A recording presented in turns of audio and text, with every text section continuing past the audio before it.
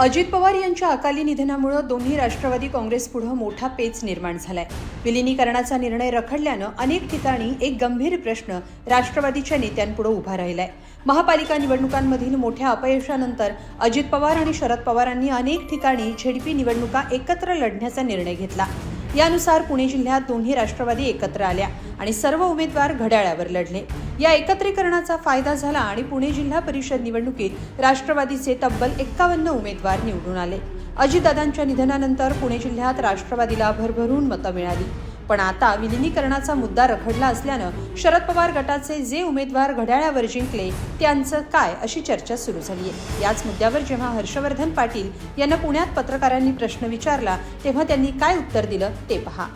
की तुमचे या अकाउंट मध्ये किती जे राष्ट्रवादी शरद पवार काँग्रेसचे आहेत ते सदस्य किती, ते स्वतंत्र गट नोंदणी करणार का, आणि या व्यतिरिक्त एक जण स्पेशल तुतारीवर तुमचा निवडून आलेला आहे त्या पक्षाचे नेते आहात, त्याची भूमिका काय राहणार आहे, हे 3 प्रश्न। पहिला मुद्दा असा आहे की 51 हे राष्ट्रवादी काँग्रेस पक्षाने घड्याळ टेक्निकली त्याच्यामध्ये तुतारीतनं कोण उभा तिकडे जाऊन उभा राहिला का आणखी दुसऱ्या कुठल्या पक्षाचा जाऊन त्या घड्याळावर उभा राहिला, दॅट इज नॉट डिस्कसेबल आयटम सांगतो तुम्हाला। दुसरा मुद्दा असा आहे की जो एक निवडून आला तुतारीचा आहे अलाइनमेंटच आहे ना, त्यामुळे त्या पक्षाचा निर्णय त्या एकच्या बाबतीतला पार्टी घेईलच ना, तो घेईल। तिसरा मुद्दा असा आहे की ह्या 51 मधलाच गटनेता होणार ना। ह्या 51 मध्ये गटनेत्याचं प्रोव्हिजन काय कायद्यामध्ये, सेक्शन 13, सेक्शन 9, सेक्शन 7 हा ती प्रोव्हिजन आहे। प्रोव्हिजन कशाची आहे? प्रोव्हिजन तुम्ही ज्यावेळेस एबी फॉर्म कोणाला दिला होता, ज्यांना एबी फॉर्म दिला आणि त्यातनं निवडून आलेले जे सदस्य असतात त्याच्यातलाच एक गटनेता होणार एक। आता आम्ही जिल्ह्याचं एकत्र बसून निर्णय घेतला। तो घेत असताना अजितदादा होते, दिलीप वळसे पाटील होते, अमोल कोल्हे होते, ताई होत्या, त्याच्यानंतर सगळे आमदार होते, आम्ही होतो सगळं। त्यातली एक बैठक माझ्याही घरी झाली 18 तारखेला। उद्या त्याला एक महिना होईल, उद्या त्या 18 तारखेला। त्यावेळेस असं ठरलं की सगळ्यांनी एक चिन्ह घेऊन लढायचं सातारा, आणि शक्यतो जिथं होईल तिथं करायचं, जिथं होणार नसेल तिथं तुतारीचं चिन्ह घ्यायचं। हे डिस्कशन झालं। वेगळं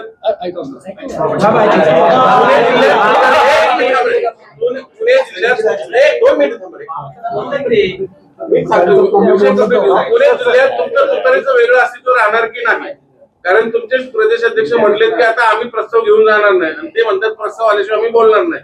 मग तुतारीचं अस्तित्व काय पुणे जिल्ह्यात? 2 विषय आहेत। जिल्हा परिषदला एकत्र लढलेलो असल्यामुळं घड्याळ चिन्हावरतीच इथून पुढे 5 वर्ष जिल्हा परिषदचा कारभार चालणार। पहिला विषय दुसरा विषय, जे पदाधिकारी निवडायचे असतील त्याबद्दल आम्ही जिल्ह्यातले सगळे प्रमुख आम्ही एकत्र बसू आणि बसून त्या संदर्भातला निर्णय होईल, हा दुसरा विषय। तिसरा विषय की पवार साहेबांच्या राष्ट्रवादी पक्षामध्ये आम्ही आहोत, तर त्या पक्षाचं पुढं काय, तर त्या पक्षाच्या संदर्भामध्ये आमच्या पक्षाचे जे प्रमुख आहेत ते संदर्भातली बैठक आमची लवकर होईल, त्यानंतरची पुढची दिशा ठरवली जाईल।